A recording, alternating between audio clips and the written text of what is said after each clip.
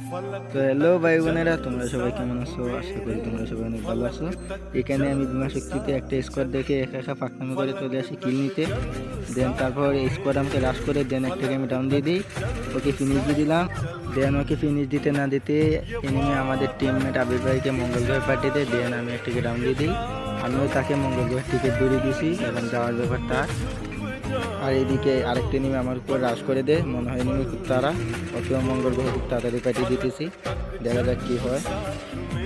ওকে damage দিয়ে দিলাম, এখন রাশ দিয়ে দিতেছি, যা আছে কপালে দেখা যাবে সকালে। এনিমি আমার সাইডের করে আছে, এই তো পেয়ে গেছি। শান্তি কই যাবে তুমি?